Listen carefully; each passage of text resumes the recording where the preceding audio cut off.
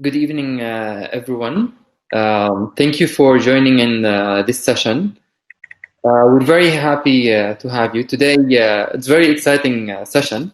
I hope it would be as exciting for me as to you. Today, we're joined by a great panelist where they will be sharing their experiences and the view of the current circumstances and how innovation can play a part in it. I would like to introduce myself first, as more people are coming in. We have 42 people with us live right now. My name is Mahmoud Al-Hammouri. I'm a program manager at the Phi Science Institute. I'm currently responsible for the applied research program at Phi, as well as also supervising over the membership program, as well as currently responsible for organizing and managing the operations for the Magnify AI Lab at Phi Science Institute. Thank you again for joining this session. As many of you know, e-innovation, as we know it, is a very crucial topic. The urge to innovate in different fields, it's been important all over the history, and it has become even more important with the current circumstances that has took place due to the COVID-19 situation. And as many of you know, obviously, these unprecedented changes that we have seen has fostered an equally unprecedented opportunities in different fields, especially for innovation, whether it was in business, in economics, health, or education.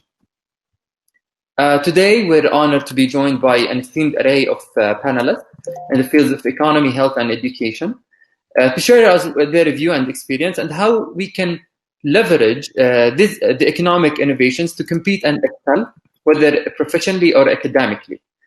So whether you were a student, professional, or an academic, you would definitely find some useful insights for you to excel in the future. First, I would like to welcome Dr. Farah, who's with us today, Mr. Francisco Marmarillo, and Mr. Mohammed Rawashte, who will be joining us very soon. And we're sorry, also the other, our fourth panelist, Dr. Mohammed Abu Rawi. We apologize for him. He's not going to be able to make it first for unforeseen circumstance that has recently happened to him. The structure of this panel will be a bit different from all the other sessions that many of you have seen or joined in. The session will take place.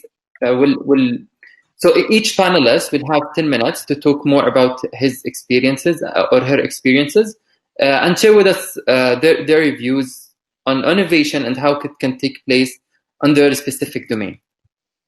So just a little introduction about our first panelist, Dr. Farah Shammoud. Dr. Farah is an assistant professor and emerging scholar in computer engineering at NYU Abu Dhabi. She currently leads the Clinical Artificial Intelligence Laboratory.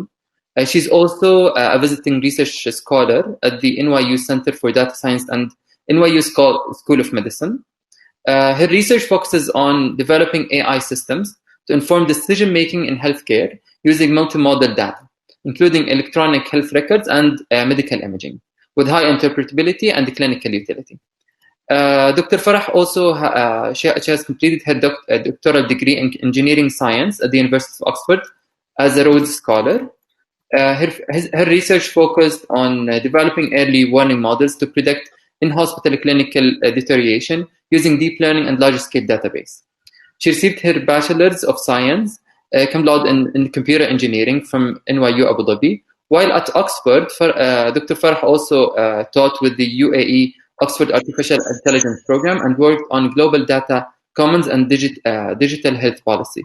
Dr. Farah will more specifically in this session, she will highlight the opportunities and challenges of digital health that has resulted specifically from the pandemic, with a focus and reflection from her field of expertise in AI in healthcare. Our second panelist, Mr. Francisco Marmolio, he currently is serving as the economic advisor of Qatar Foundation. He has previously been based in New Delhi, where he has served as the World Bank's lead higher education specialist for India and South Asia. Also, he worked as the World Bank's higher education global coordinator based in Washington. Also, he previously served as a founding executive director of the Consortium for North American Higher Education Collaboration based at the University of Arizona, where he also worked as assistant vice president, affiliated researcher at the Center for the Study of Higher Education, and affiliate faculty at the Center for Latin American Studies. Previously, Mr. Francisco has been American Council on Education Fellow at the University of Massachusetts, academic vice president of the University of America in Mexico, and international consultant at OECD in Paris.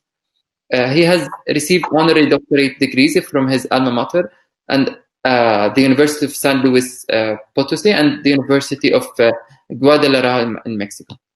Mr. Francisco will also be highlighting and referring to the way that COVID has accelerated a significant disruption in education, mostly driven by education, mentioning the associated challenges, lessons learned, and the way forward for this field. And lastly, our third panelist will be who's yet to join us soon, Mr. Mohammed Rawashde. He is the CEO of RIKAZ for Economic Consultation and Business Development. He's previously served as the economic advisor for Al-Wan Advanced for contracting and LOTS investment for renewable energy. He has also previously served as the economic advisor to the Prime Minister at the Hashemite Kingdom of Jordan for various governments from 1999 to 2003 and 2006 to 2010. He's the director. He's also served previously as the director of the Economic and Development Department at the Royal Hashemite Court. He's previously also has received a master's degree in economics from the University of Jordan with distinction. He has also received the training in monetary and fiscal policy at Harvard University. He's also previously served as the economic advisor to the chairman of Jordan Securities Commission.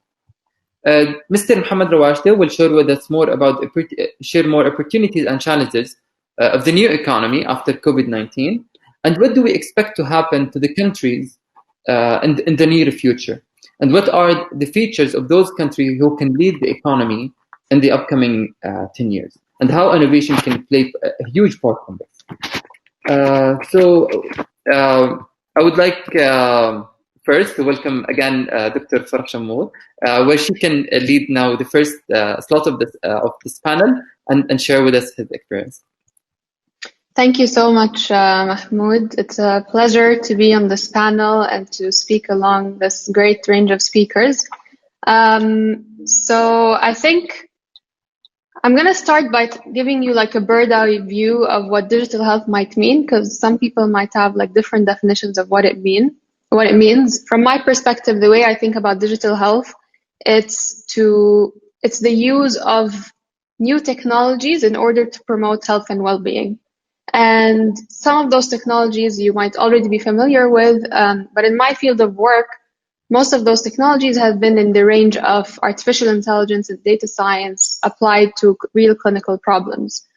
So I'm interested in this field, as Mahmoud has mentioned, from a research perspective, but I also have some experience from a policy perspective. And this gives like a good overview of how some of those research ideas might actually transition into tools that can then be implemented in practice. And there are a lot of challenges along the way. So within the World Health Organization, just to also give you of how this goes across all countries, 58% of member states at the World Health Organization have an e-health strategy. And Jordan is one of them. And this e-health strategy might encompass a wide range of technologies. So those technologies have existed for a while. They've been used or validated in certain places, have been successful in certain places, and I'm going to give a few examples. However, with the pandemic, And I'm sure you've all heard a lot or enough about the pandemic today and in recent weeks. With the pandemic, it highlighted certain challenges and opportunities that we can take advantage of. So the key technologies that I want to focus on are artificial intelligence within the context of healthcare. So mainly predictive tools that can, for example, predict certain clinical outcomes or diagnose a certain disease using patients' medical records. The second, really important technology is electronic health records. So electronic health records involves the collection and the curation of all patient data in a digital form, including vital signs, lab tests, medications, etc. So any sort of information that gets collected from a patient within the context of the hospital. And so these are the two main technologies. And I'm going to start with the advantages of those technologies, and Mahmoud, feel free to interrupt if you have any follow-up questions. And if anyone has questions, also feel free to send them through the chat because I can see them. So for example, artificial intelligence. I'm sure you've heard a lot about it. And one of the main drivers of using AI in healthcare is to improve efficiency or to tackle certain areas where there's a shortage of human capital, such as radiology, for example. And I think the most powerful thing about AI is that it can process large amounts of data and give key insights that might otherwise be unclear to the human reader, for example. However, with or without COVID and before the pandemic arrived, there were a lot of challenges for using such technologies. So, for example, those technologies all involve a human user who's going to, for example, input the data or use the device or use the software. And if this technology was not designed in a way where the end user is taken into account, then it might not work in practice. And I'll give you an example. So Google at some point published a paper about an AI system that can detect complications in the retina because of diabetes. And it basically uses scans of the retina in the eye. And they tried to validate that system in Thailand. So they actually put the project out. They enrolled the AI system across multiple clinical centers. And the issues they faced there were actually issues of internet connectivity.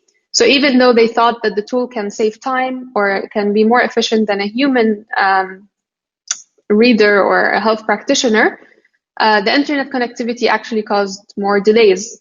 Another issue was, for example, the lighting in the area. So to get the scan of the retina, the lighting needs to be clear in order for the AI to process it. So because of that, the AI system also failed there. So although those digital tools might be promising within the context of healthcare, we always need to keep in mind some of those challenges.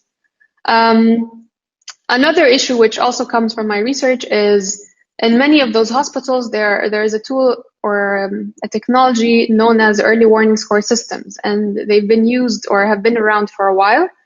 And an example of where this could fail is when those early warning score systems did not work as well for younger patients. And this just highlights that some tools might actually be developed for a certain patient population and then may not generalize well across an unseen population. So this summarizes that those digital health tools might have their own strengths and advantages, but also some challenges. Now with COVID, I think this is the first time, and I actually think it's a historical moment for AI in healthcare, where the trust between AI engineers and healthcare workers has actually improved. I would say clinicians now trust me a lot more than pre-pandemic, not because we got introduced recently, but I think because they thought or they believe that those technologies can help them in times of crisis. And I'm actually working on several COVID projects, and the success of those projects relies on the pre-existing infrastructure. So a lot of those hospitals had already had electronic healthcare systems, already had the systems to curate and structure, for example, chest x-rays or CT scans and so on. And this pre-existing infrastructure as part of a digital health infrastructure helped support those COVID-related projects. And this is just one example. Another example, in one hospital in Abu Dhabi, Cleveland Clinic Abu Dhabi, they For example, announced a virtual appointment, virtual appointment system with clinicians to avoid in-person contact. Although this might be thought of as a simple technology, it's actually quite creative because it uses a very simple tool to support patients who might be unable to come to the hospital. So these are some examples. I'll conclude in a bit, but I'm happy to take any questions from Mahmoud or anyone else at this point. Yes, thank you, Farah. Honestly, what I starting to recognize from your from your talk is that maybe the first thing that comes to mind when we think innovation is that we immediately start thinking of some great technological breakthroughs or advancements. But from the examples that you mentioned, you've highlighted that there are still a lot of foundation and fundamental level problems that we're yet to solve, like the lighting example that you mentioned, or internet connectivity. Those are really, really crucial for innovation to even advance or even to operate in the first place. So that was really, really important to understand and consolidate in our head, especially when it comes to AI in health. And even the trust example, the trust issues that has previously maybe existed in the previously for people who work in the clinical field and the AI now is starting to disappear, which opens more opportunities for people interested in AI to get more involved in healthcare. Maybe because this was really important. Can you maybe just perhaps just elaborate more on those opportunities, especially for those who are listening, or for students or academics or professionals? Where would you advise them to, where would you point for them the opportunities? I think many of them would be really interested to know more where they can move forward after this. Sure. So I think there's a wide spectrum of what people can get involved in. So if they're mainly interested in doing research within the field of, let's say, AI in healthcare, and this is for some of the students who might be on the call, I think at this point, knowing how to code is more like a necessary skill rather than a hobby that you might be, or like an interest, I would say. So I would say first, learn how to code. It could be in Python, in R, in any language that you would like to do. This is if you would like to get hands-on. There are a lot of online courses that you can join. And then another thing is read a lot about the topic, but also get your hands dirty with some clinical data. Now, clinical data, the one of the biggest issues within this field is that it's really hard to get access to clinical data for expected reasons like privacy and so on. So in that case, there are some open access data sets that you can use. There are imaging data sets. There's the MIMIC database, which is hosted by MIT, and it's a large-scale electronic health records database that people can also use. And honestly, I think Mr. Francisco might talk about this in a bit too. COVID has also highlighted the importance of such online tools like Zoom or Slack or any communication tool. And I think this is the time where remote working might even be further supported than previous times. So if you're a student who's interested in getting involved, I would highly encourage you to reach out to professors or to companies and express your interest in working remotely, and you might find opportunities there. Yeah, that is really important because of all these circumstances. There's a huge opportunity of perhaps connectivity, more of a global connectivity, where everyone can now collaborate with someone from as a place as prestigious as Harvard or Oxford, remotely from their place. And that really opens some more opportunities. Now, I would like maybe just a question that now has crossed my mind. Maybe now we're taking more from micro level of the the opportunities that has happened and the things that innovations can take place. I was wondering, because you mentioned policy at the beginning of your talk, and it was one of your interests, and that you read and learned a lot about it. I'm interested to to hear your view of what what shifts or transformations in policies would you foresee or predict in the upcoming future, especially in healthcare or AI in general, especially for governments in the region, or like any entities in general, perhaps for the That's a really good question, actually. I think one thing that should be really thought strongly about is the availability of funding and availability of resources, both to support research, but also to support talented students who are obviously joining and attending the conference these 2 days to pursue their higher education, their master's or PhD degrees.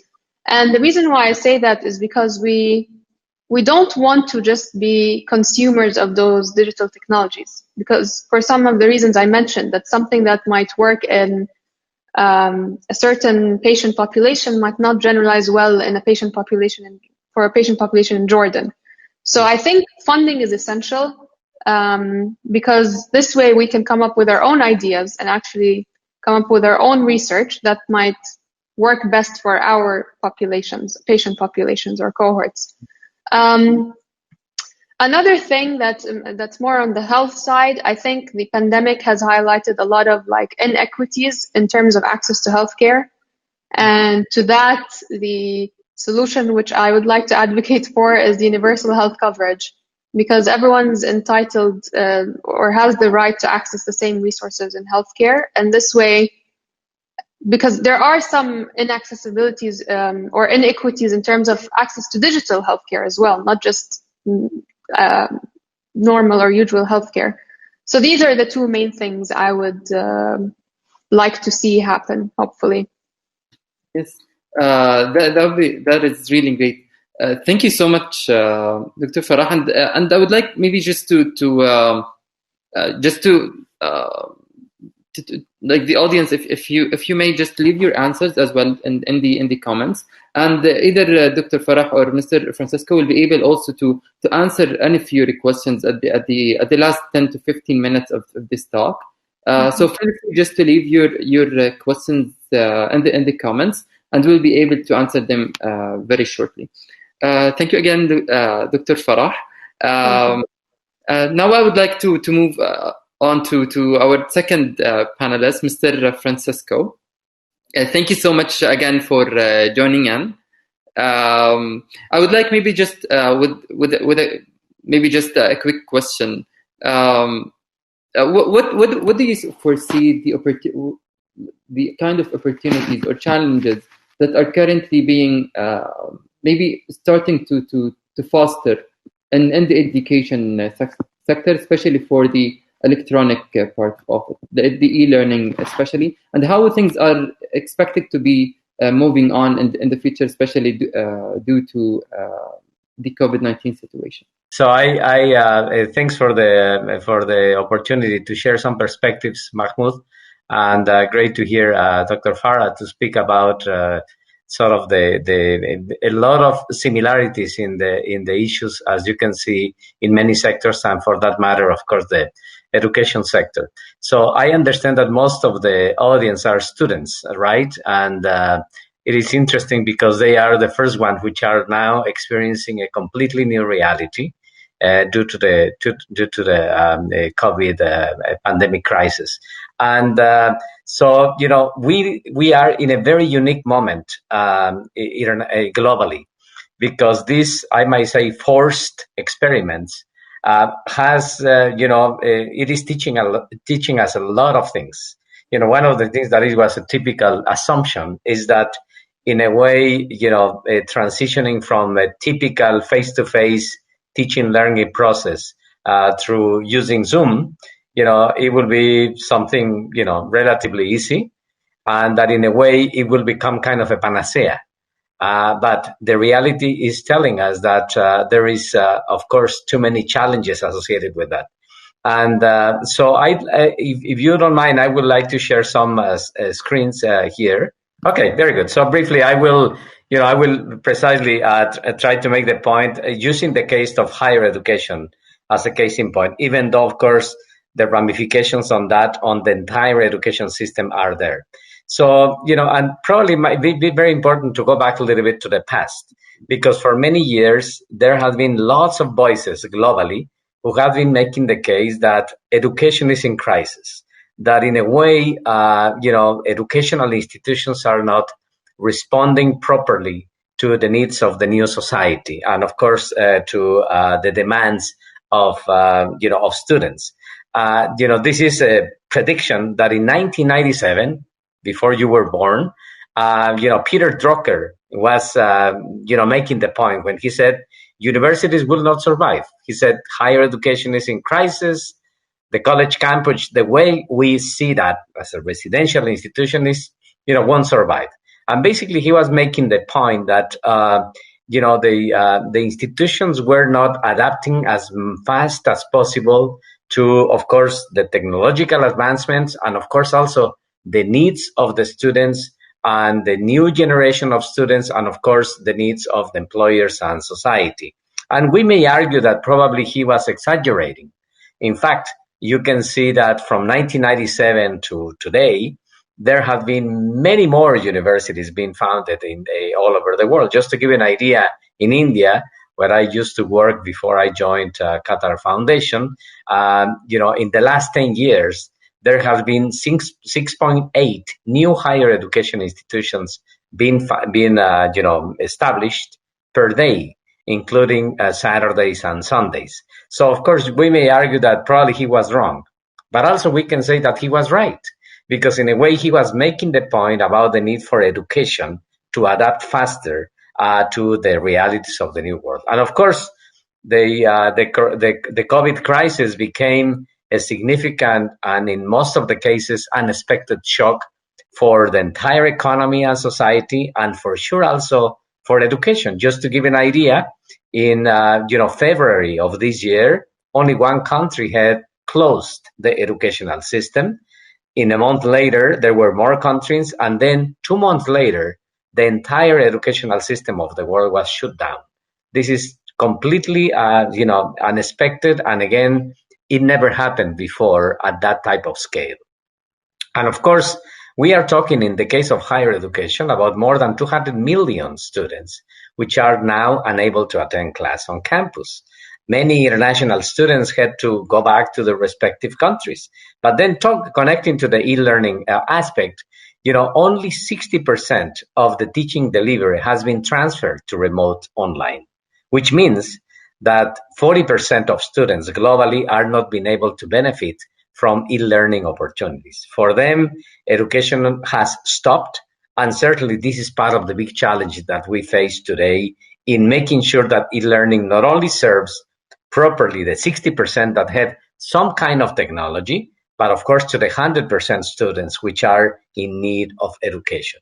So in some cases, the transition to sort of online learning was very quick. In the case, for instance, of the ecosystem of the more than 22 educational institutions that are part of, a Qatar Foundation Education City, we were able to do the transitioning in just 3 days, from face-to-face teaching, learning to virtual learning. And but that was not the case all over the world. In the case of the US, it took almost 2 weeks to transition again from regular delivery to a fully online education. And one of the reasons is because the digital access divide is so huge in different countries. Let me give you the case of my own country. In Mexico, for instance, as you can see on the extreme right side of the screen, in Mexico, if you are in a school that has, is well endowed, and which means that you come from a family that has, higher level of resources, most likely you will have a computer at home. But if you come from a school that is, for students which come from a limited socioeconomic background, only 30% of the students are having access to a computer at home. So, of course, the digital debate is a reality. And so consequently, e-learning becomes kind of a joke, I might say, for significant segments of the population. And because in some countries, internet penetration is high, but in other regions of the world, it isn't. And there are even countries in the world in which, still internet access is a privilege just for a few in the societies. So this is a fact that needs to be taken in consideration as we reimagine the new e-learning environment. Something that we have learned is that transitioning from face-to-face education to remote teaching and to use of e-learning tools is not precisely the panacea. It is a tool.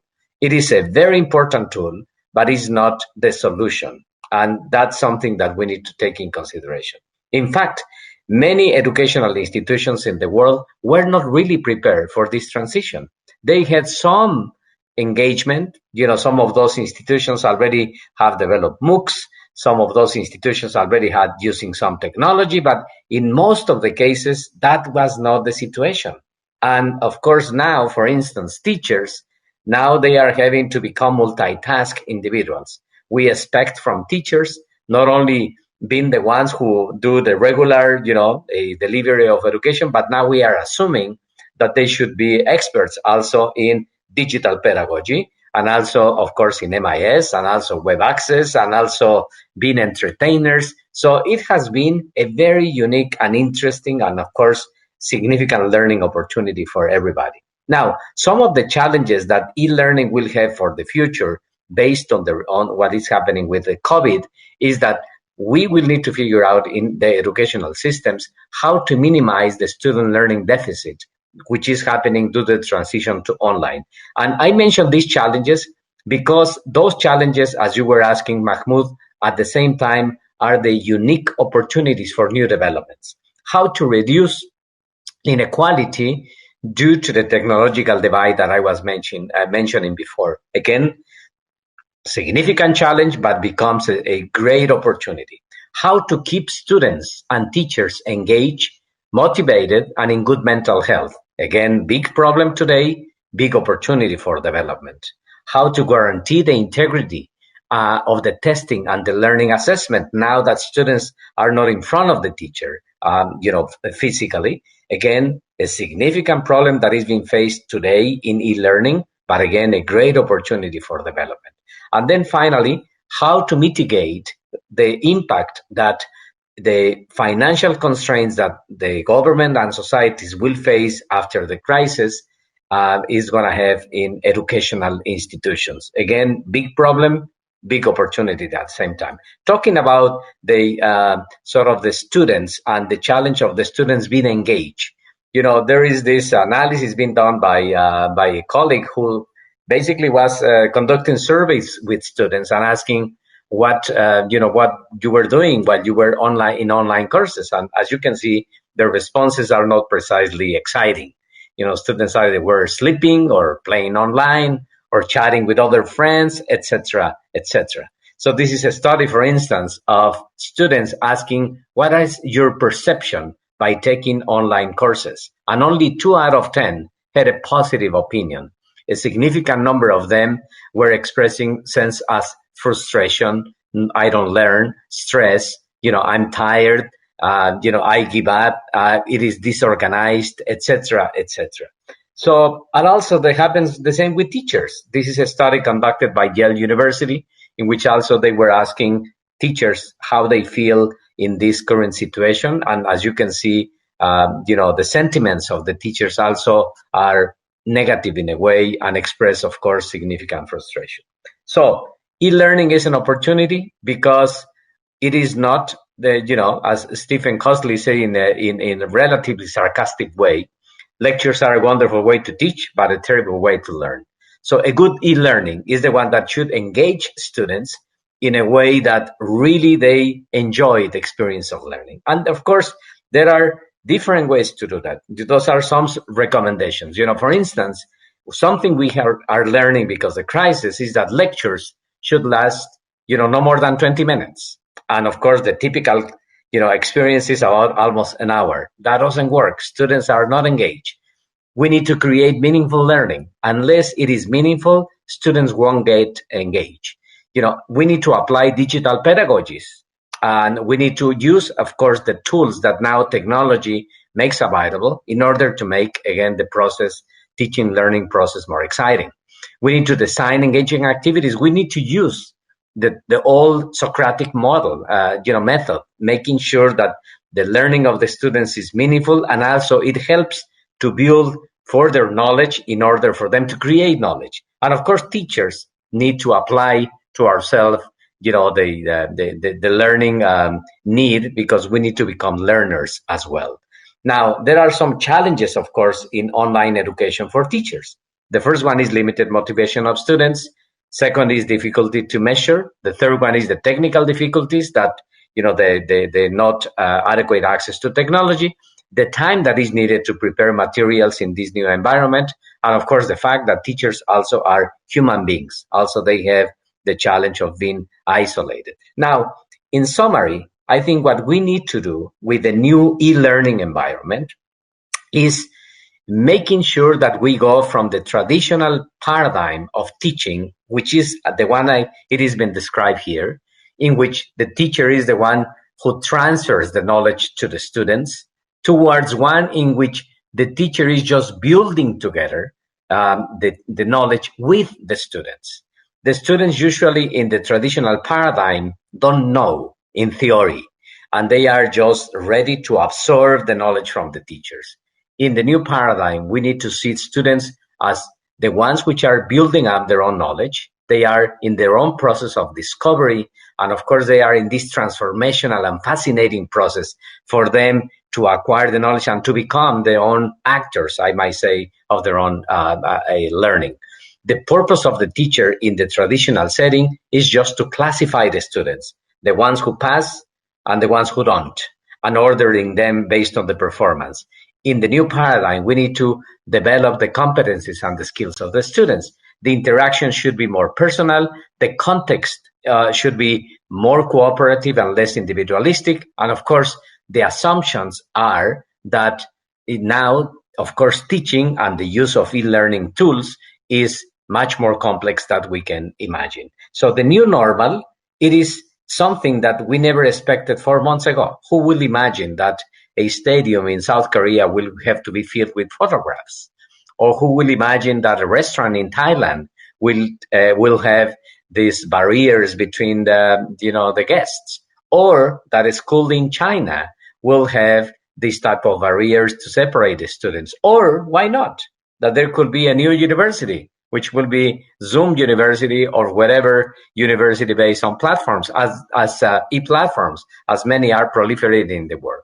Something interesting that we have learned is that human teachers are more needed than ever. So this idea that with the use of technology, eventually teachers will disappear, that is a profession that it was going to be, in extinction. Now the reality is telling us that that is not true. Teachers are needed, but of course teachers need to transition in order to more effectively respond to the needs. Now, educational institutions in the world now have a significant challenge. Today, are they going to be able to open in August or September?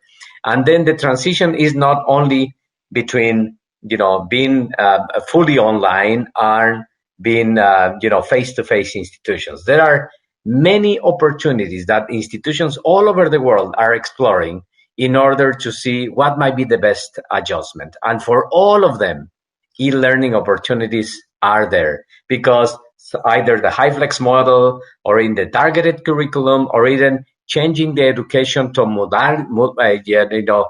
teaching by blocks, or even the bubbles of learning as it is being envisioned in a number of universities, are options that can be considered. I will finish by saying that this is a new reality that we need to learn to see with different lenses.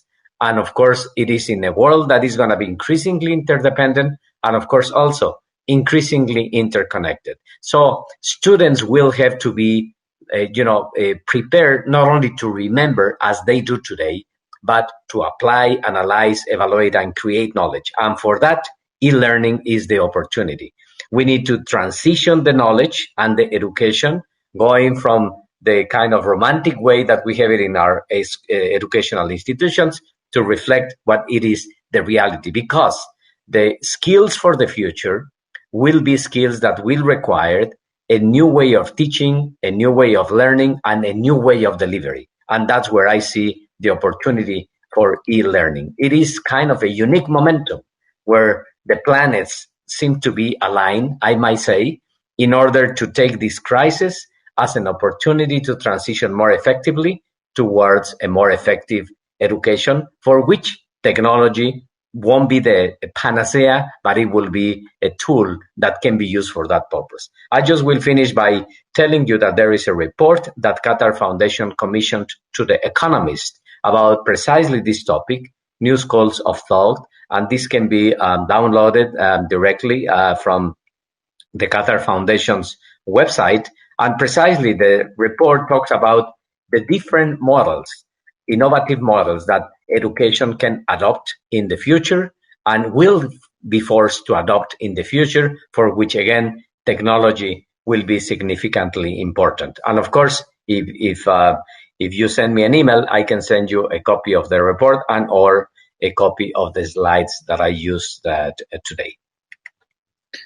Thank you so much, Mr. Francisco. Like the points that you've mentioned are really like mind blowing, because when we start to think of education, especially with e-learning, the first thing that comes to mind is that everything will be way more automated, which can leave way more time for the teachers. But the reality is that there are even more challenges that come with that happening. The teachers are being even more overwhelmed.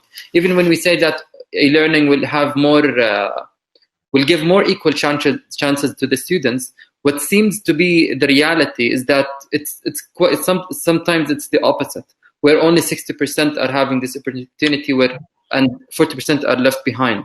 These are crucial numbers for us all to understand the importance of these challenges and how cruel are they to either students, teachers, and organizations.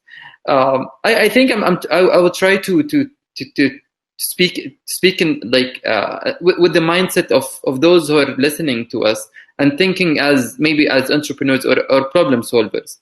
I think the first thing that can come to mind is that, considering all these challenges happening within this period of COVID-19, the first thing that comes to mind is that maybe it's just a temporarily challenges that can maybe just disappear in the near future when things get back to normal, which can be maybe just like not maybe just minimize the motivation for those who want to solve these problems, because they think that this will disappear eventually. And whether those were teachers, the teachers wouldn't really sometimes may not put that effort because they think this is temporary. The students wouldn't be that mindful of these problems because, again, they think this is a temporary problem, as well as maybe school administrators. But what would you tell them about these problems? How would you convince them that these challenges are actually long-lasting, if they were actually?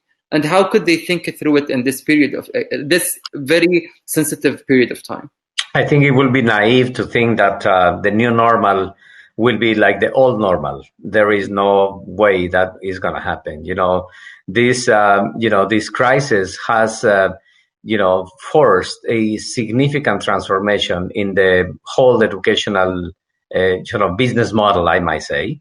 Many institutions will disappear. I have no doubt about it. Many institutions will have to readapt very quickly. And the ones who don't have that capacity will, get out of business. So that applies in the case of institutions. And for sure, there will be a significant resistance to change. Paradoxically, educational institutions are the best laboratory of social change, but also they are very conservative at the same time, many times because prestige, tradition, accreditation, the internal dynamics of the old institutions. Professor Farah knows that very well. Higher education institutions. Some authors refer to that as organized anarchies. So everybody tries to do things on their own, and of course there is a significant resistance. But at the same time, you find many teachers who were completely afraid of the use of technology, that because what is happening right now, they are really embracing technology at the same time.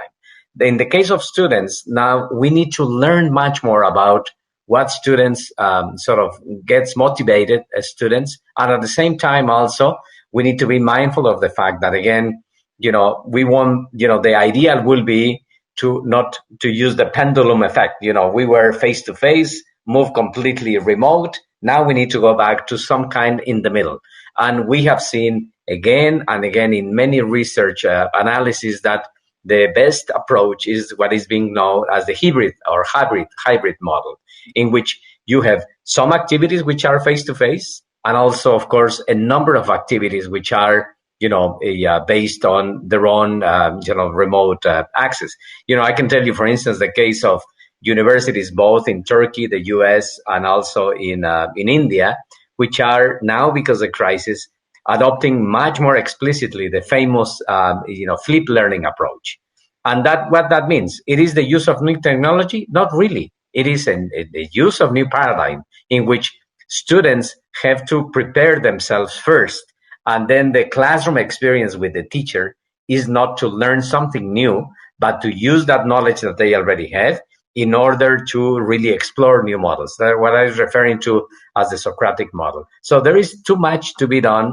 The reality is different, we like it or not, and we better adapt. As Charles Darwin said many years, it is not the most intelligent of the species, only the more strong, but the one who is able to adapt faster to the new reality. If we translate that to education, that's what is going to happen. I think that is really important, realizing that there is no an actual back to normal, and even in some scenarios there will be more of a blended approach to this to the future education.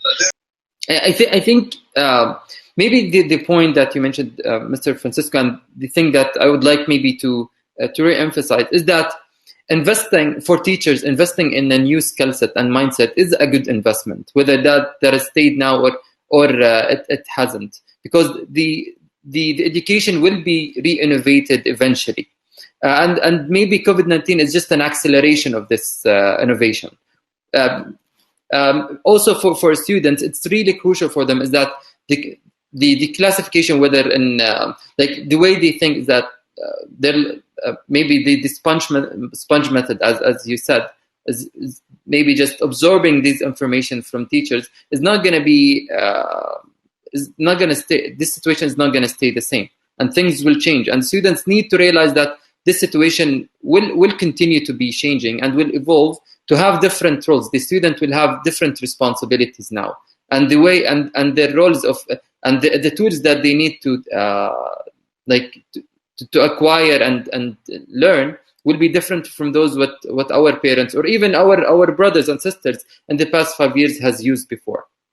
And maybe just really just being mindful of this new mindset is the most important thing now to be able to change in the future. I'll be now starting to take some questions from the audience. So please, again, if you have any questions, please leave them in the comments, and I'll be asking them to our panelists. So there is a question from Ms. Nihal, and she's saying, are there any suggestions on how we could engage or motivate students on learning remotely? She's a teacher assistant, and she would like maybe have some advices on engaging and motivating the students in the current situation.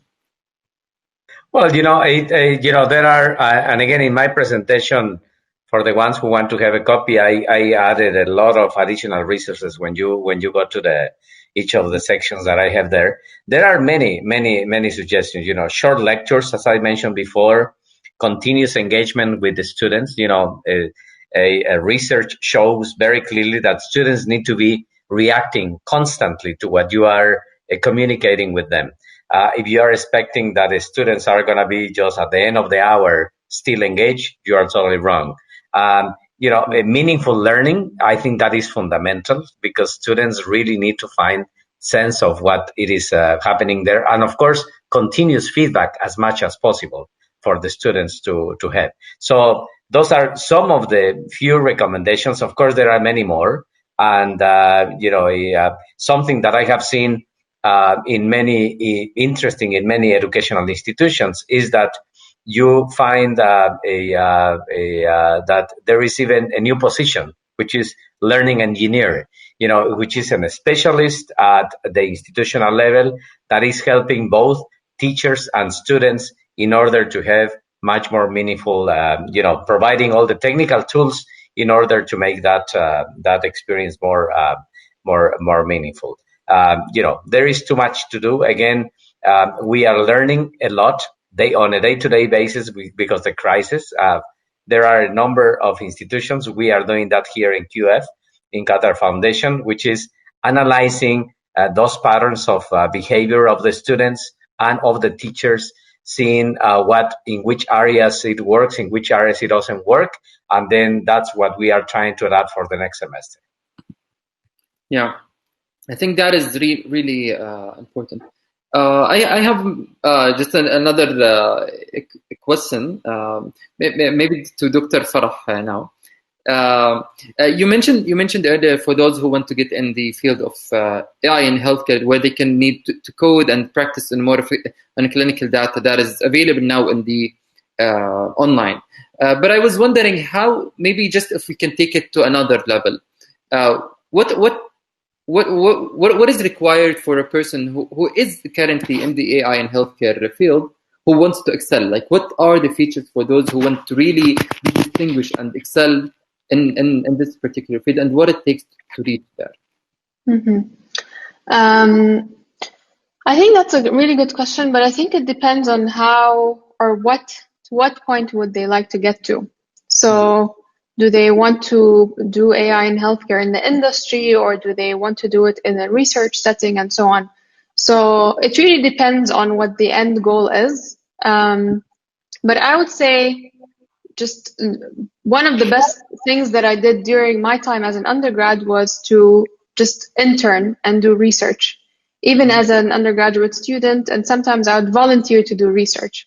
So my word of advice would be, if you have some free time, try to find the opportunities and reach out to people personally. Feel free to email them. They're happy. I'm sure everyone would be happy to respond. If they can't take on students, they'll just simply say they don't have space. But be proactive and reach out to individuals and select the opportunities that you think will suit your end goal. On that point, and I think also within the point of education, I would also like to highlight that there are a lot of scholarships out there that you should apply for.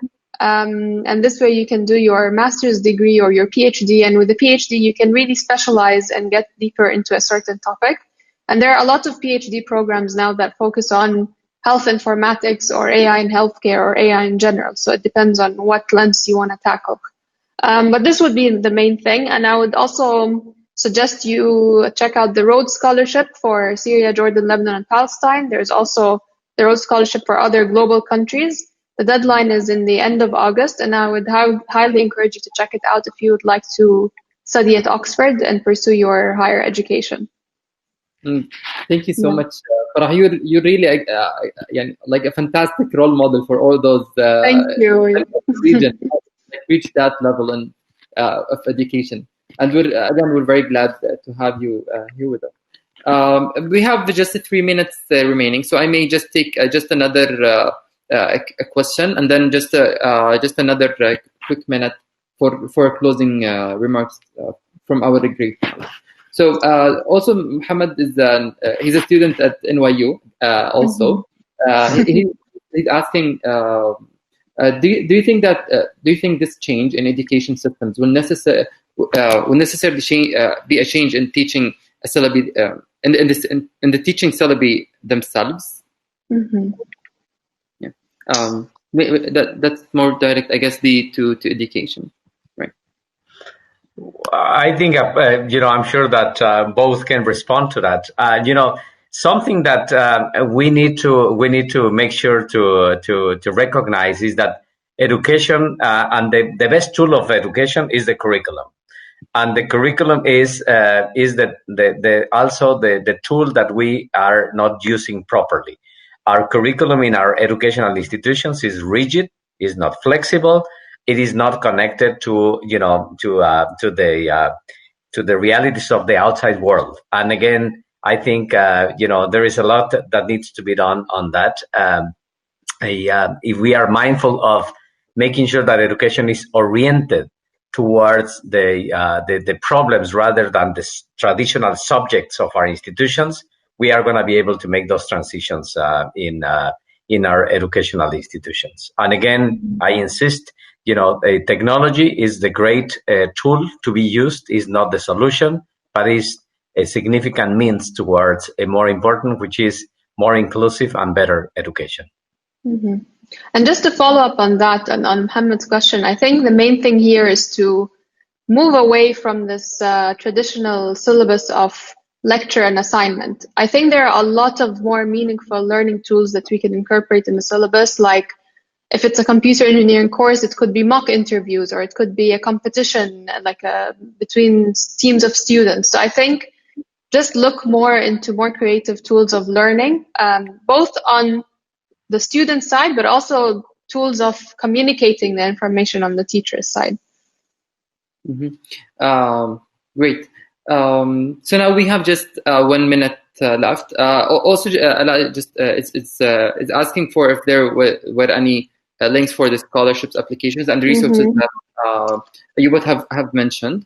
I guess maybe I guess the Dr. Farah and Mr. Francisco has shared with you their emails. So I guess you can reach out to them and ask them for it. Also, Dr. Farah has just also posted it in the comments, so you can now have access to it.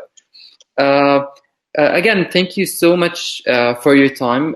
For the audience for attending this session. Thank you again for our guests, Dr. Farah and Mr. Francisco, for being with us in this session. It's been a great honor for me to join you in this discussion, and I personally like now I understand more the challenge, especially in healthcare and education, more concretely, and where people can now be directed exactly to solve meaningful problems. Thank you again, and I hope to see you in the future in person. Thank you so much, Mahmoud. Thank you very much, Mahmoud, and it's a pleasure meeting you, Farah. Likewise. Thank you so much.